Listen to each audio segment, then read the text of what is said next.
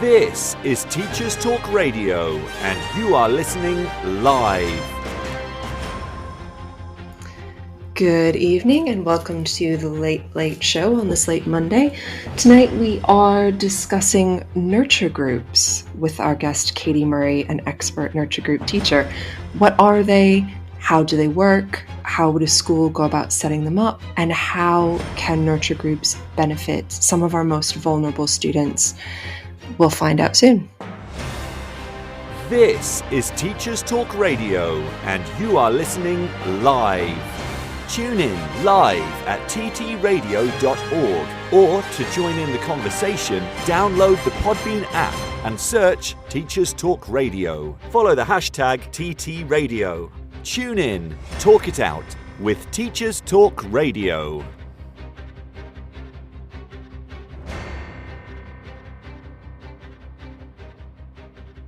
So we are live with me, your host Ray, and hopefully soon our guest of the hour, Katie Murray.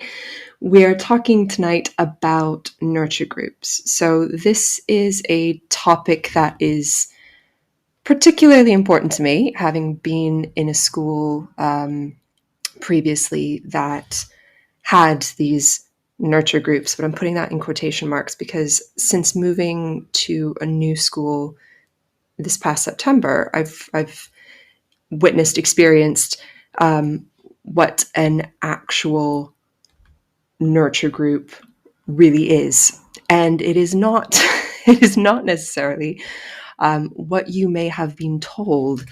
The idea of a nurture group, I'll give you a very brief summary, and then Katie will introduce herself and give a much more detailed and much more accurate account. But the idea of a nurture group is you have a small group of students who really benefit from nurturing, strangely, is where that comes from, and they're placed in smaller classes for key subjects or most subjects, and they benefit from that particular environment. So it's not meant to be just about having a small bottom set, which is what my previous understanding of it was. So when I first came to the school in September, my understanding of a nurture group was it was essentially a bottom setter. You took the students who were struggling in, for example, maths or English or both, and you put them in a group of 6 to 10 students, and they had intensive core subject lessons in a secondary school anyway. In a primary, it might be slightly different, and they would benefit from more teacher attention. Essentially, that was my initial understanding of it. And then I've come to this wonderful school in September that has just set up this nurture group. Thank you to Katie. And it is a very, very different experience. And I've been speaking to different teachers and their own experiences of these quote unquote nurture groups. And the way that term is being flung around throughout education without actually reflecting the core of what a nurture group is meant to be is a little bit inaccurate, I suppose. So at our current school, it's very much a holistic approach to the entire student. So rather than it being just a small bottom set, there's far more to it than that. So at my previous school, we had, I was an English teacher, so we, a few years ago, started up what were being called nurture groups. And there were it was 6 to 8 students being taken out of English because they were struggling with that particular subject, and they were placed in a separate class with a separate teacher. And I've taught some of those groups myself. And there wasn't really any additional care, there wasn't really anything else going into it. It was kind of, here's this group of students who are struggling, and we're going to place you in this class of this much, much smaller class of students, and you are essentially going to teach the same curriculum, but you can adapt it a little bit more. You might have to teach a little bit less. You can take some things out, make it a little bit less demanding. You have the time to scaffold more intensely, and it was very much a bottom set by some other name. And that in itself I found useful for the students. Obviously, being in a smaller class, if they need extra support, that was generally beneficial to them, but it was absolutely not what a nurture group is meant to be. If you're following certain principles, and certain kind of ideas and certain theory behind it. And I've been talking to a number of teachers recently. For example, I was at a union conference a few weeks ago and spoke to some students. Spoke to some other educators about ideas around setting, which came up on my most recent show as well, talking to a Senko about the pros and cons of setting. And a few of them had what their schools are calling a nurture group as well. And yet not a single one of those seems to reflect what a nurture group is truly meant to be. So there does seem to be quite a bit of widespread misunderstanding about what this actually is. Now, our main guest tonight, the reason I'm giving you my whole life story at the get-go is because I'm still waiting for Katie to join us. She's having a few minor technical difficulties. But I'll give you a brief summary of her expertise, because she doesn't need to listen to me talk about her life. So when she joins, I will have got this out of the way. So Katie Murray, assuming she is able to join us tonight. She's been an English and a special education teacher for over 15 years. She's taught in both mainstream and special secondary settings.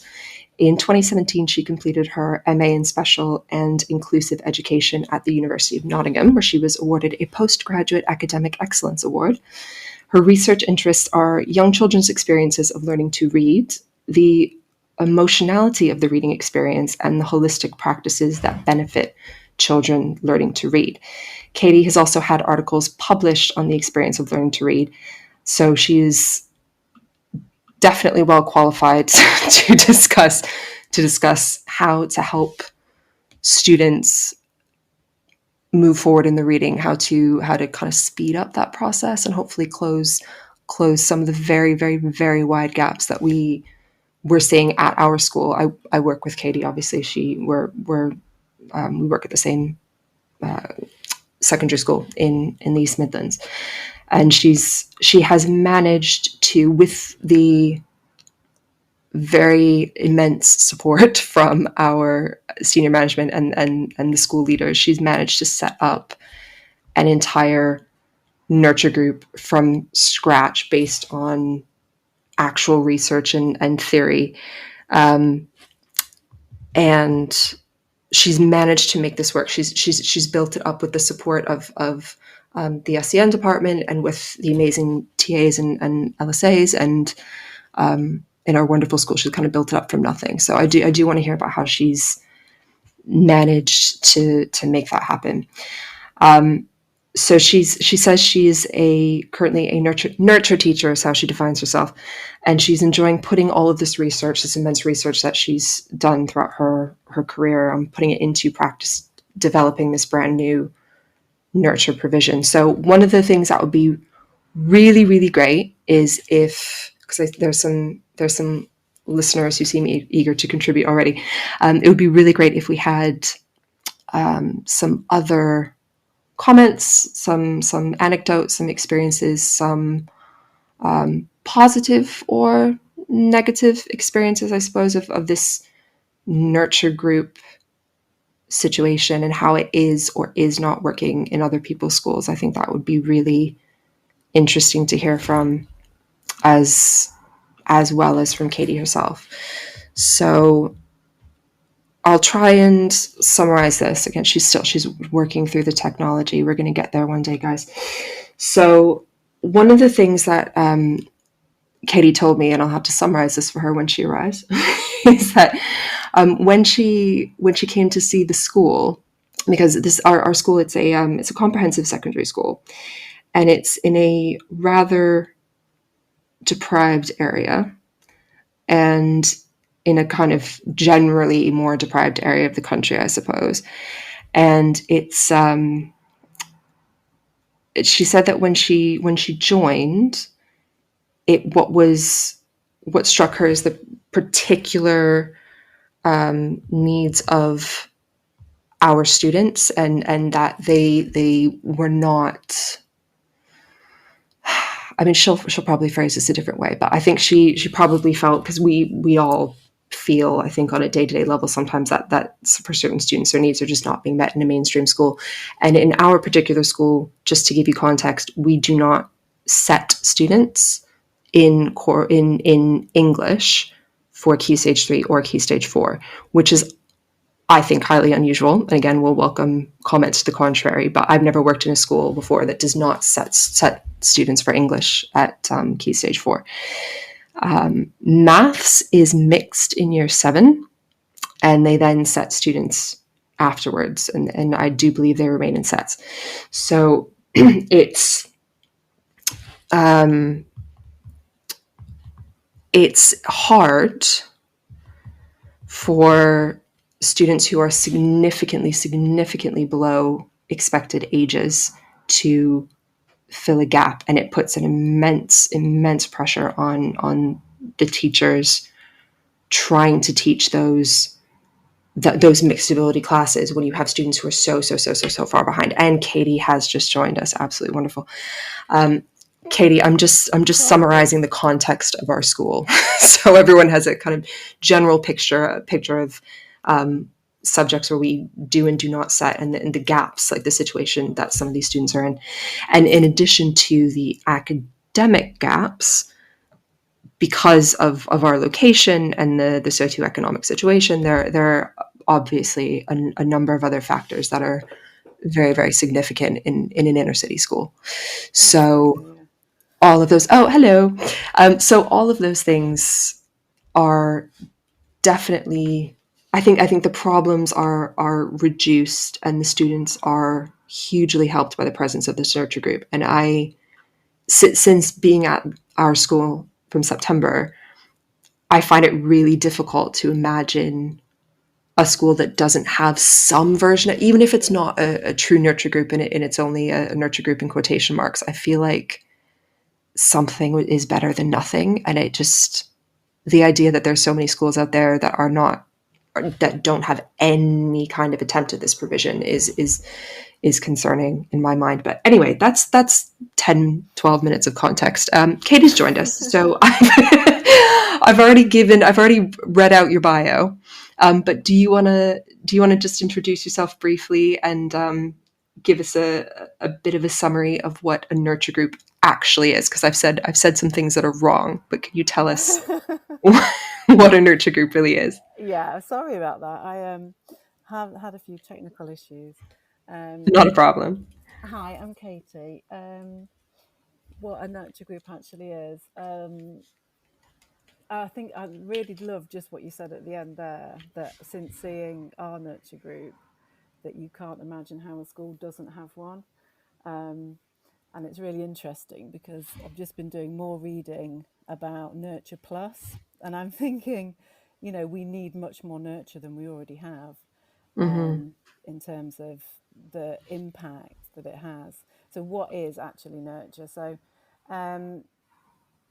nurture in its true sense was developed in the 70s in inner city London, for children that were coming up were in primary school, that really struggled with social and emotional difficulties, and it was made to sort of mirror the home, with its sole purpose to engage children with missing early nurturing experiences, so that they could kind of heal from early childhood trauma almost,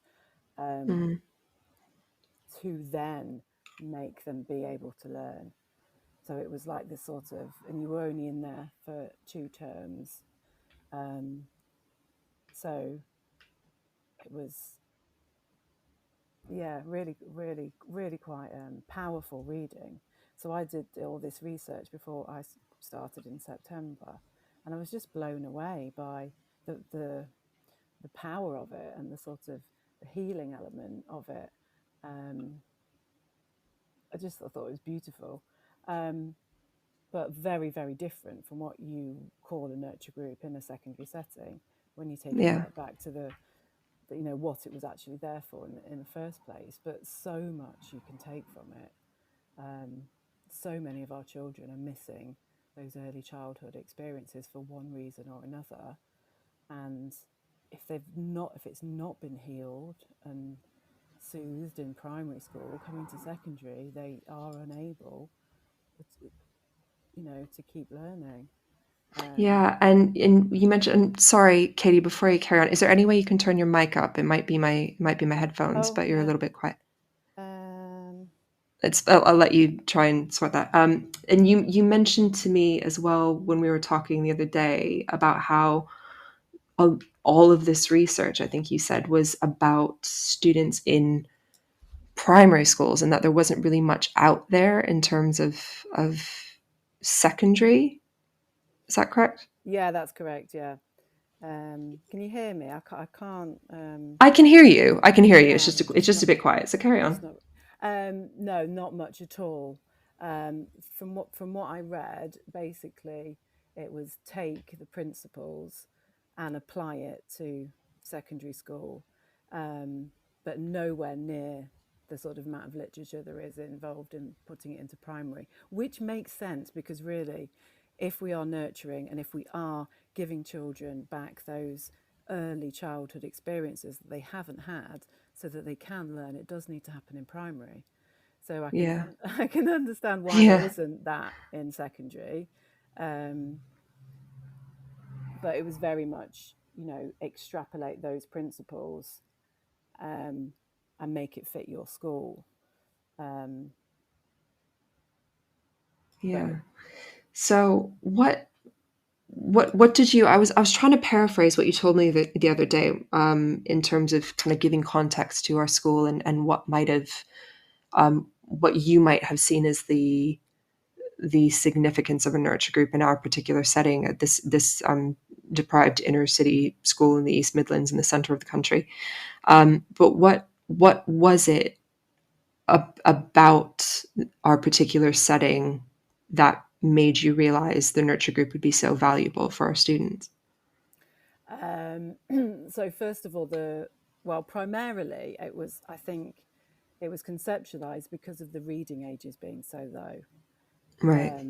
So the reading ages are profoundly low, and I think that's why it was initially thought of to sort of bridge that gap and teach children how to read quickly. When I started to have a look around the school, though, and met some of the children, and learnt about their particular context, it then shaped my research, and I was asked to put a vision together over the summer. And when I met the children before that, it completely changed how I approached Really. it. Yeah, and I went down the philosophy behind it and really went into, you know, what a true nurture is. It was obvious to me quite quickly that this isn't just an academic endeavour.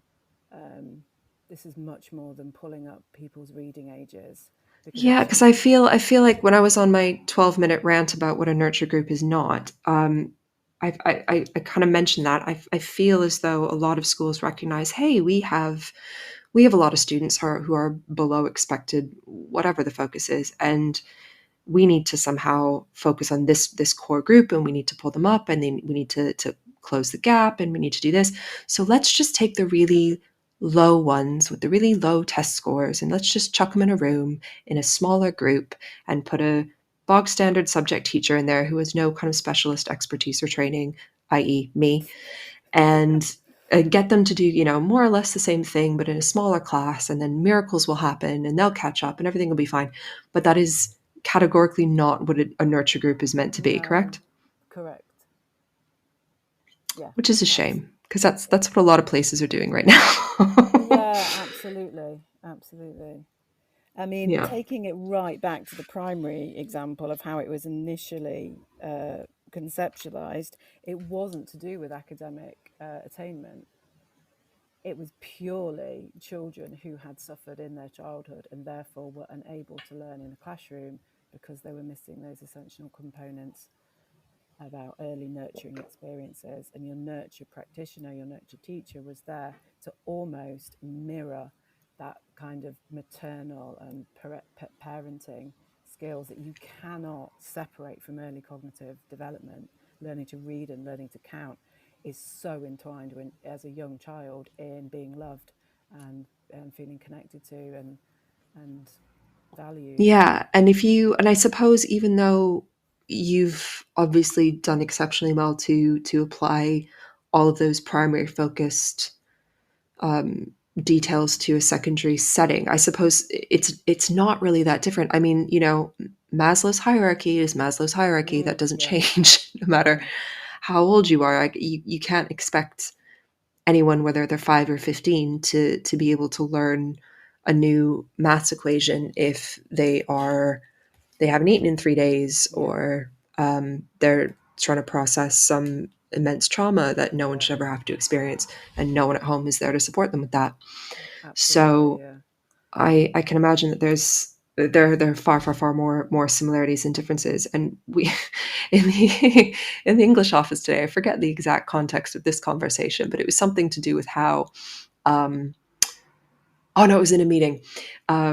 Someone said something about how this one tactic we were going to try, or this one approach we were going to try out with year sevens in the subject, felt a bit primary school, and we all kind of paused for a second and then went, but they are a bit Yeah. primary school. Like, they are. You have to, you know, you just have to acknowledge that some of them, a lot of these kids, especially now post COVID, just are not the grown-up independent students that we may have expected that particular year group to have been. No, I think COVID has a massive, massive role to play in what I'm seeing, definitely, because the year Yeah, sevens missed out on half of year two and year three. Um, yeah, and that's so clear. I mean, there's so much discourse nowadays about the school. I mean, I suppose there always has been. It's just now we've got social media to talk about it, but about the school system, the education system in this country is it being unfit for purpose, and all of this anxiety, and students don't care and they're not learning. And on one hand, I'm thinking, it's always been like that because it's not fit for purpose and it doesn't work for everyone. And we're all exam factories, and that system is ridiculous and totally ineffective for a huge percentage of young people. And but then there's another part of me that looks around and goes, well, of course there's this explosion of students who just cannot cope with it, whereas before so many were just suffering and getting through. Because, like, what's happened in the past few years that could lead to this sudden change in ability to handle the system? And to me, the answer is so glaringly obvious. It's because of the pandemic and because of the lockdowns and because of their disrupted early education at those key moments, key stages. Like, of course, of course, that's why there's such a bigger problem right now. And then but if you accept that, I don't know if you do, but if you accept that, then the logical point that follows is this is all temporary, and that theoretically in a few years we should go back down to kind of what we've been expecting from students who've been pushed through this system. So do you feel like because I look around and I talk to people at conferences and I speak to other educators, and it just seems like I feel like every school needs to have nurture groups, proper nurture groups, and the demand for that is astronomical, and it's increased so much in the past few years. But do you feel like that demand is going to increase, or do you feel like post COVID it will calm down a little bit and things will go back to what is considered normal? I think that's a really interesting question, and I was actually thinking that earlier as well this week. Will there be a time when the children that were only in reception when COVID hit, that they'll come up to year seven and actually they weren't that affected? I'd Yeah. like to think that's the case. Um, I really don't know. Yeah. I really don't know. I think that children's mental health has obviously suffered with the pandemic, and I think children from disadvantaged areas were affected by the pandemic disproportionately, Yeah. because they didn't have parents who were able to support them academically. So a lot of the children in our current nurture group in year 8, for example, missed the whole of year 4 and had nobody at home who could help them. Behaviour and relationships became worse. Heard some horror stories about things that were going on between parents and children. Heard the primary school saying, just leave it, don't worry, don't even try and do any lessons with them, we'll catch them up when school reopens. Of course that never happened, and then they Nope. come to year 7 and they don't know what a half is or a quarter, and they've missed all place value, and so they've missed all of that. But not only did they miss all of that, the parents weren't able to help them, and their relationship between their parents was damaged. But even if COVID hadn't happened, I still believe that children's anxiety and mental health is on an unprecedented decline, really, because of social media, and there's so many other factors. Yeah. So I would love to think that we're over the worst of it, in terms of what we've seen in COVID-wise. But I think we only need more nurturing in secondary school. No, I would agree with that. I don't. Even with our provision, I think it needs it needs quadrupling, and the whole school needs nurturing. Yeah. And that's the thing. I mean, there's so, I think the nurture groups, the true nurture groups are so important. It's not just about the post-COVID explosion, as I call it, in quote unquote problems, but they're just things that should exist for certain students regardless, because there, as I said, there have always been students who need those things. This is not a new event. So in a moment, we will hear a few comments from some listeners who have texted in their thoughts on nurture groups. So if there's anything any listeners would like to add to that, please do send us a text. This show is brought to you in partnership with John Catt Educational, publishing professional development books and resources to support great teaching and learning in schools around the world. Have you checked out their latest releases? Use the code JCTTR2324 for 20% off your order. Don't miss out. Visit johncattbookshop.com to explore their full range of titles and advance your own professional development today. Happy reading. Introducing Eton X from Eton College, a diverse range of quality online courses enabling young people to aspire and excel. Designed for self-study, these web-based courses empower your students with essential leadership, communication, and academic skills for success at school and beyond. Our Study Skills course sharpens their learning abilities, while the AI Fundamentals course equips them with vital digital know-how in a fast-changing world. Other popular courses include verbal communication, critical thinking, writing skills, resilience, creative problem solving, and many more. Offer the Eton X curriculum in your school for free. Visit etonx.com to find out more. This is Teachers Talk Radio, and this is Teachers Talk Radio News.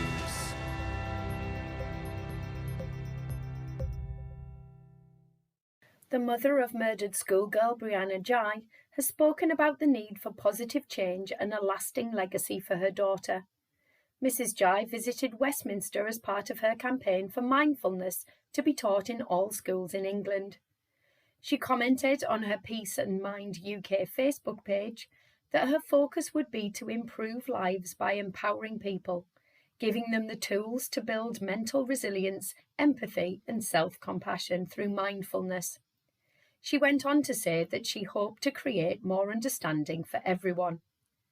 Mrs. Ghey has already raised thousands of pounds to deliver mindfulness training in schools in her local area.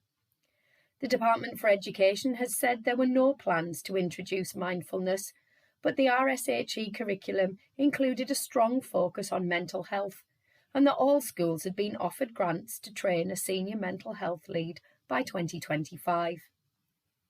Mrs. Jai has also spoken about the idea for a phone for under 16s to limit access to social media apps.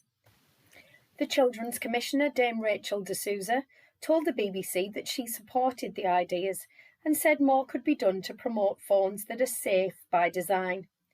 She described Mrs. Jai's vision as really smart, but questioned whether the likes of Google and Apple would create phones with access that is safe by design.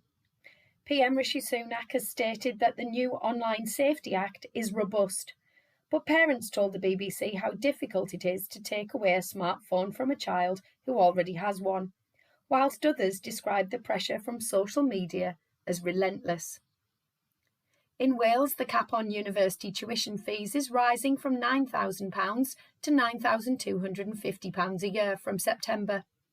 Education Minister Jeremy Miles says he recognises students will be disappointed. A report on the BBC News website says loans will also go up to cover the 2.8% increase, which will affect undergraduate students studying in Wales whose home address is in Wales. Those with a home address in Wales but who study in other parts of the UK are unaffected because they already pay the £9,250 for their studies. Mr. Miles blamed sustained inflationary pressure on higher education providers in Wales and that the increase was unavoidable, but would help to safeguard provision and investment.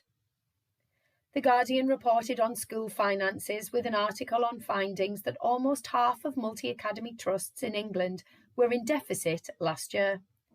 The report by the accountancy network Creston UK was based on studying the accounts of 279 trusts, representing over 2,300 schools. It found 47% were running in-year deficits. Rising energy bills and staffing costs were blamed by many and made worse by uncertainty around income streams. School leaders say that schools are constantly asked to do more with less. Last October, the Department for Education in England admitted to making a £370 million error, meaning mainstream primary and secondary schools will be given at least £50 less for each pupil than original forecasting predicted. This forced school leaders to redraw their budgets for 2024 to 25. With energy costs still high and a recruitment and retention crisis leading to an increased use of agency staff, mean that many school leaders are facing further pressure on budgets and many expect a deficit trend to continue. More than 100 school buildings containing dangerous concrete will be rebuilt or refurbished, according to a report on the BBC. The government says all affected schools will receive funding to permanently remove the dangerous concrete known as RAC. Unions say the announcement includes no new money.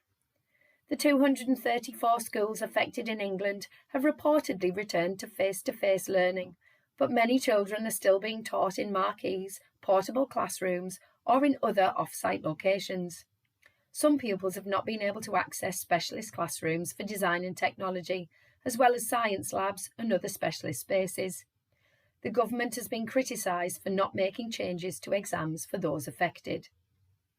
Finally, a jury in the United States of America has held the mother of a 15-year-old mass shooter criminally responsible for the death of 4 high school students in 2021. The 15-year-old himself was sentenced to life without parole in December, but at the start of February the male's mother was found guilty of involuntary manslaughter, the first time a parent has been convicted of such charges due to their child's role in a mass shooting. The case has raised questions about the accountability of parents. Although the youth's parents had gifted him the weapon days before the attack.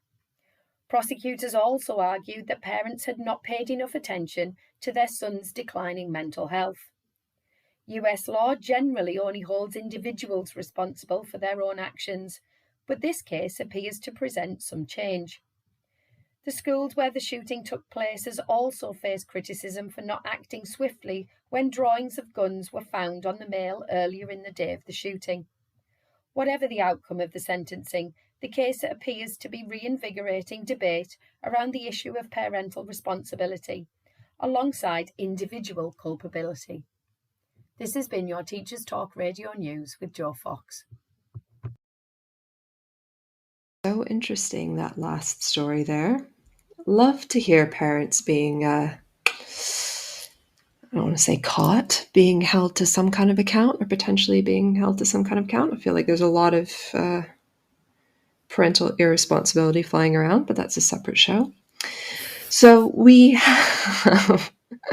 trying to contain my snark this evening.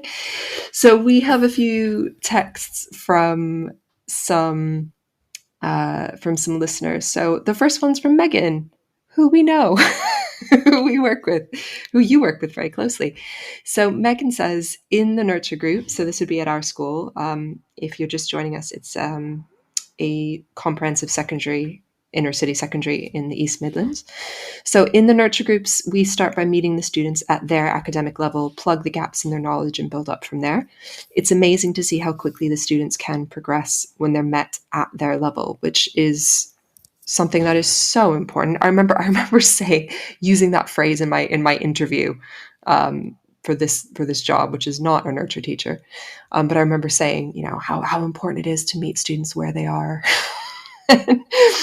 And it's so important. It sounds like one of those things that people can just roll their eyes at and say, yeah, but they have to do the same exams at year 11. But, not when they join you in year 7, they don't.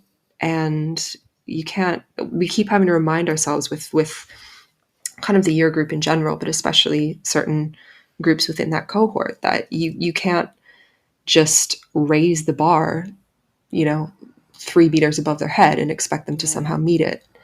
And I think it's really, really, like I said in my presentation I did, that it takes such bravery to say and acknowledge, and then Meg and I had to acknowledge that the children, some of them were in Key Stage 1, and we literally went a year a month, and we got to year 4 by October, and now we're doing year 7 work. But there's no way we would be comfortably doing year 7 work if we hadn't honestly, and very vulnerably met them at year 1 and done that properly. Because it's just them back that what they should have learned in primary. Without stressing them out, and without making them feel bad, and doing it properly, kinesthetically. And it has amazed me actually at how quickly we were able to go through the years. It's been a real learning journey for me. I knew we would get there. I knew we would get to year 7 work during year 7. I didn't think it would happen this quickly though. Really didn't. 3 months. I mean, that's mind-blowing. That is mind-blowing, and it's something that just would not happen in a mainstream classroom. I mean, even if you set the students straight off the bat at the start of year 7, which is enormously problematic, but even if you did, and they ended up in the bottom set, there's no way they would have made that much progress. It's such a fundamentally different experience. Kieran has texted, there should be, and I agree with this, there should be a specific course or branch of PGCE to be able to teach nurture classes the way they should be taught. I feel like a standard, in quotation marks, PGCE is maybe too broad without other specific courses or CPD attached. And I agree with him, because when I was teaching those fake nurture groups, even though they didn't have it sounds furture groups, the furture groups. It sounds I sound like I'm being completely derogatory, but we were honestly doing the best thing we knew how to do at the time. I felt a little bit out of my depth, because I knew that these kids needed something radically different that I just wasn't equipped or trained to deliver. So can you talk us through, like, what are the core kind of ideas or principles behind a real nurture group? What is the difference between a regular classroom and a nurture group? Okay, so the 6 principles, we'll start. Principle 1 is safety. So the classroom offers a safe place. So you make the environment a sensory experience, and really focus on that environment being completely different to the rest of the school, and offering what essentially is a safe psychological place for the children. Yeah. So low lighting, cushions, rugs. True nurture, you would feed them. You would have a sink at the back of the classroom, and you would build into your routines sitting down to share a small meal or like toast before the day starts. I don't have a sink, but we do feed them a lot of fruit and, jugs of juice, and have that sharing of food. That's a key Yeah. principle. But again, that comes down to making connections and the nurturing element of it. So the safety of the classroom, 100%, and putting a lot of effort. You've been down there and seen all the Yeah. plants and the Yeah. so the idea is that it feels like a home, not a classroom, Yeah. because you're going in with the nurturing before the teaching. Second principle is well-being, importance of nurture for the development of well-being. Language is number 3. So language is a vital means of communication. In proper nurture in a primary setting, you would have 2 nurture practitioners, and you would model between the 2 of you how to speak to each other and how to care for each other all the time. And you will model language constantly talking to the children. It was funny, I was saying to you, wasn't I, Ray, that Yeah. before I started, I was reading about that. I was thinking, oh, where will I find this other person? Because it seemed to me so paramount that it was, because it's almost like parents. Yeah. And that, you're going right back and healing all of that. And I was thinking, well, obviously I didn't know. And then, of course, I got there and met Megan. And so Megan and I are the nurture parents. And we do look after each other, and we share classes. Our classrooms, you can't get to hers without going through mine. Yeah, it's very much of a family feel. So that's been beautiful, because I wasn't expecting that. It's perfect. Next one, behaviour. All behaviour is communication. Now, obviously, this is still relevant to secondary, but I think you can imagine more in primary, the tantrums and all of that. We're not labelling it good or bad. It's a form of expression. And that's still so relevant to secondary, but unfortunately, I think it's harder in a secondary setting to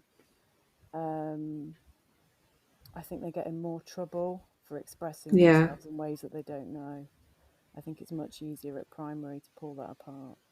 Yeah, because there are different expectations. There are different Yes. systems, rigorous systems in place. There are different expectations of a young person of a certain age should Yeah. be able to do this, should be able to manage themselves, should be able to regulate all these shoulds that these kids are in the nurture group specifically because they aren't there yet. Yeah. So Absolutely. yeah, agreed. And then number 5, children's learning is understood developmentally.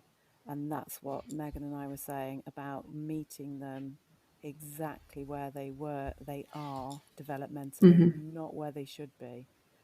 And I think that's been part of the reason that we've had such a success that we have so far in terms of the children's achievements. Yeah. And then transitions is number 6, understanding the transitions in children's lives, which I think we can Okay. definitely do a lot more for. Definitely. The transition from primary to secondary, I think for a lot of them, it was like falling off a cliff, wasn't it? Yeah. Just chasms and chasms And between. I remember like 10 years ago in a different school, talking endlessly about the gap between, and the dip that happened when they'd come in after being big fish in year 6, and then suddenly they'd be in year 7, and everything would just falter slightly, and they weren't attaining what they should. Again, with that word "should" there. And I remember us having these long conversations, but I feel like there weren't as many, and the gap wasn't as big for as many students as it is now. But that's always been even in schools that pride themselves on that transition, like my last school did. because I do think they did a pretty darn good job. But it's just it's so big, it's so massive. Yeah, definitely. So few more texts to read out in just a moment, and if anyone else has any contributions or alternative thoughts, because Katie and I are very much on the same page here, pro nurture group. So if anyone has any other experiences, please do feel free to share. This show is brought to you in partnership with John Catt Educational, publishing professional development books and resources to support great teaching and learning in schools around the world. Have you checked out their latest releases? Use the code JCTTR2324 for 20% off your order. Don't miss out. Visit johncattbookshop.com to explore their full range of titles and advance your own professional development today. Happy reading. Introducing Eton X from Eton College, a diverse range of quality online courses enabling young people to aspire and excel. Designed for self-study, these web-based courses empower your students with essential leadership, communication, and academic skills for success at school and beyond. Our Study Skills course sharpens their learning abilities, while the AI Fundamentals course equips them with vital digital know-how in a fast-changing world. Other popular courses include verbal communication, critical thinking, writing skills, resilience, creative problem solving, and many more. Offer the Eton X curriculum in your school for free. Visit etonx.com to find out more.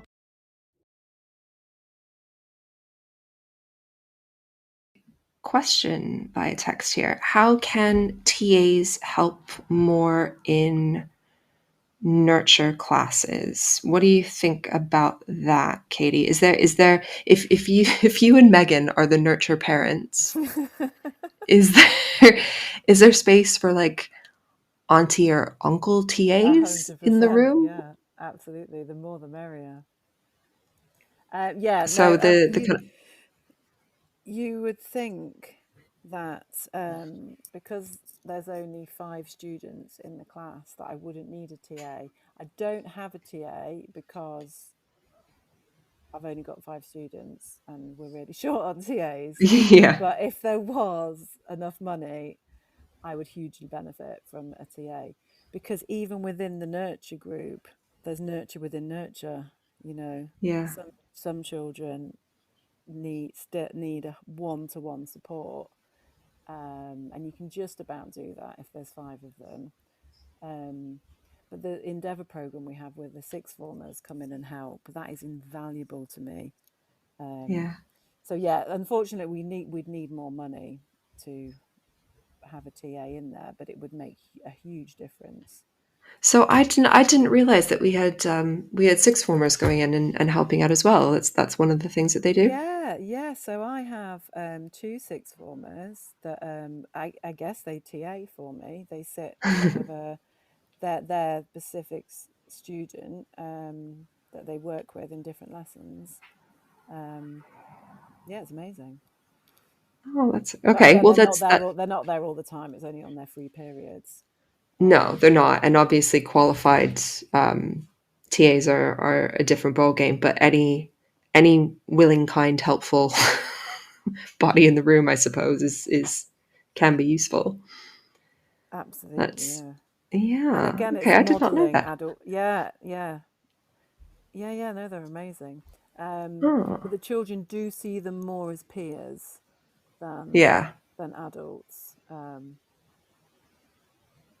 But no, I'd love TAs in the nurture. Okay, so they're not aunties and uncles; they're just older siblings. That's fine. I guess. Still, we've got older siblings. We just need some. it still fits. Everyone needs a big brother or a big sister. That's fine. So one I think one key question here is what are the benefits? Like you've mentioned that our nurture group, your nurture group, I'm not, I mean, ours in the school, I take 0 credit for this. The nurture group that we have at our school has made unbelievable improvements for some students in terms of reading and maths, literacy and maths. But what are the general, like if you if anyone's listening who's thinking, oh, nurture groups, isn't that just a bottom set? Or No. can't we do it in a different way? Or we don't really have the funding, or we don't have the space, or does it really make that much of a difference? What would you say to convince them that this is a worthwhile use of resources? I would say, at the beginning of the year, you take away the fact that a child at the beginning couldn't read and now they can read. Couldn't read at all and now is reading the Hunger Games. Wow. Yeah. So I had one boy in year 8 who I guess his reading age would have been a 5. He couldn't read a simple sentence. And in 8 weeks he was reading, and he has a tutor as well. And I had a problem the other day because he'd read all the books on my bookshelf. And I was like, isn't that an amazing problem to have? That's the best problem to have. Yeah, I know. Yeah. So that aside, children have just completely changed how they present, how they interact with the school, interact with themselves. Children that were too scared to come into a classroom are now happily sat there enjoying learning, and it's completely changing the way that they see themselves. You can just see so much healing happening that will have such a knock-on effect for their whole lives. It's just beautiful. And the nurture group or environment is affecting children that aren't even in nurture. That's how powerful it is. Other SEND children have changed in confidence just from coming into the room and being part of it. They're not even in my lessons. I know. It is quite an environment, though. You go from this kind of, especially where ours you are located, you go from this kind of high ceiling, very bright yellowish light with the outside right there, and then like you're in this ridiculously like warm, cozy space. Yeah, it is lovely. So it's not just about the numbers, and it's not just about the reading, although that is, that's supposedly why we're here. But there's so much more to it than that. And it's all, you can't really untangle all of it, though. You can't. Learning to read, that also makes you more confident. That completely changes your perception of yourself and your relationship with other people. It's really hard to untangle all of that. But at the heart of it, it's making children feel valued and loved, I guess. Which I like to think is higher up on our list of priorities than achieving a certain number. I like to think it is. Absolutely. But I think what the nurture group has done is put that first and foremost. So every decision we make, the children are at the heart of it. And I know that that's what we think we do anyway in a mainstream setting, but so much gets in the way before that. Yep. Absolutely. Megan's texted again. She says one of your year 7s went from not picking up a pen in a mainstream test to scoring near the top of the year group after having the nurture input, and has since been transitioned back into mainstream successfully. Yeah, we've had 2 transition out but before Christmas. And that's been successful? No kind of... Yeah. Well, they scored so well that they're in the top quarter of the year. So they went from nurture, as in like only getting, say, 3 marks on their baseline at the beginning, to being the top quarter of the year. Wow. That is mind-blowing, isn't it? That is. I feel like I have that feeling when people are like lying to me, and I'm I'm not lying. But I know you wouldn't. That's what's so mad. We're all just wizards. Or this is the power of the nurture group. This is what the nurture group. Yeah, because absolutely. We started off playing counting games, and one of the people that just transitioned out, none of them could count with even on their fingers. We couldn't count in tens. We went from bunny hopping around the room, trying to count in tens. I mean, at the beginning, it's so hard now when we look back, because now if you came in, we are relatively mainstream in the sense that even though we still write on desks, because they like doing big writing, and on Yeah. the walls and things like that, we are in our books and we are using calculators and we're behaving quite normally. It's amazing to think it was only 2 months ago we were teaching decimal places with musical chairs, and everything Yeah. is with your whole body, and we it's been an absolute joy. It really has. And do you normally see them? Because I know you have kind of two separate groups for maths and English. So is it just for those subjects that you see these students, or are they with you for more of their timetable than that? Interesting question. At the moment, it is English and maths, and Megan and I share. We share the maths and a little bit of the English. Just English and maths. I want to expand nurture. I want to create a nourish, which is where, for a smaller group of children, Yeah. where we have them for more. So English, maths, science, and then a humanities. Yeah, because I wonder how, because as an English teacher, I mean, I'm also a year 7 form tutor, so I feel like I probably should be a bit more aware of this than I am. But I don't see them in lessons for other subjects. I've just had students taken out of my mainstream class to go into the nurture group. So I don't have any firsthand experience on how it impacts them in other subjects. So do you think there's been an impact from their experiences in nurture for English and maths, and how that translates to their confidence or their performance in other subjects? Yeah, I think for some it has. I have heard amazing things about some of them, that they seem more confident, they're doing their homework, and from a reading point of view, I can now say, oh yeah, they will be able to read that homework.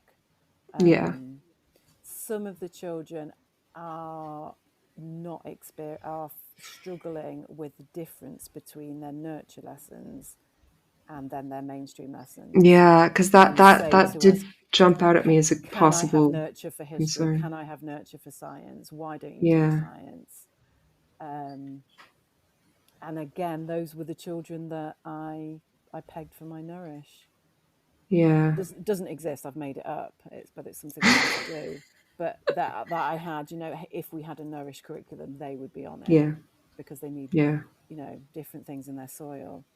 So yeah, good question. But yeah, mixed. But again, that comes down to the needs of the children. Yeah. Because I can imagine, in a way, it might make transitions between classes and subjects and lessons more challenging if there's a greater not to undermine, not to say that that outweighs the benefits in any way, but it's just an added thing to consider, probably. Yeah, I think when I come to the end of this year, that will be something that I gather some data on, definitely, in terms of Yeah. pupil voice, but then also have other teachers noticed a difference. Yeah. Yeah, what Because of have the the positive, differences been, for better, yeah. for worse? Yeah. So what do you what would your advice be if a school was convinced by this, or educators from a school were convinced to try and set this up, or to look into it anyway and see what they could do in their own setting? What would your advice be? My advice would definitely be to start with the real principles of nurture.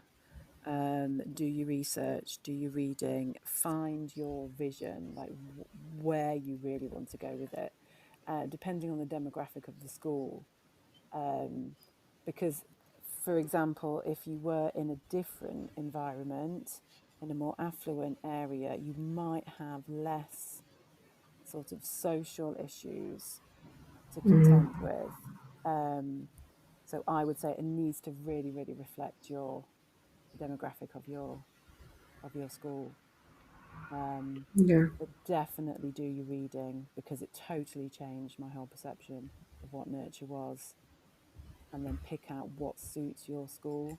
And there won't be Yeah. any school that would not benefit from the safety, the psychological safety that Nurture provides, in, you know, even for SEND students that haven't had trauma or experienced social and economic disadvantage that has impacted their education. I can't see Yeah. any child that wouldn't benefit from that, from a SEND point of view. Absolutely. So thank you so much for all of your wisdom and enthusiasm and extremely, almost unbelievably, although I do believe you, positive outcomes. It really does seem surreal. It really, really does. And because when I see my students for my form group who are in one or both of those classes, like I've seen them grow and I've seen them become more confident and I've seen them, you know, develop over the year. But it's hard for me as their form tutor to tell if that's just them maturing as young people do, or how much of that. I'm sure a lot of it's to do with the Nurture group, but it's impossible for me to tell. So thank you so much for Thanks for having clarifying some things. And I really, really do think every school needs to look into this. And I know funding is a mess, and I know space is at a premium, and there are no extra people to do anything at all. But it makes such a clear and significant difference in it, and it is absolutely in the best interest of all of our students. So I think it's something that everyone needs to be looking at in a way that works for them. So thank you. I think as well, you know, the fact that our Nurture group is English and maths taught by the same people, I think that's a massive, massive step away from what it was at my old school, which was me teaching or someone teaching children that were really struggling just in English, and maths being separate. I think children seeing that they're the same principal with the same teacher, again, it's that kind of primary link, isn't it? But I think, and there must be options, like as one of our listeners said, there must be some training options or some CPD options that would help with that. So rather than just thinking, oh, this is something we couldn't do, schools do the impossible, the literal, actual impossible 1,000 times a day. So if we can jump through flaming hoops to keep the government happy, we can certainly try and wrangle things to do this. It really does make that much of a difference. So thank you so much, Katie, for coming on and sharing everything. Well, thank you. And thank you for listening, and try and enjoy what is left of your meager Monday evening.